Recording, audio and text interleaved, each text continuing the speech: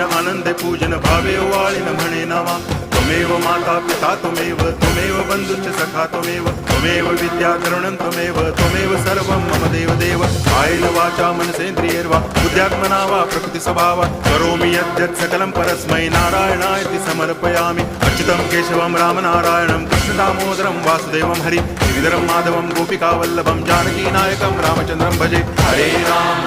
Ram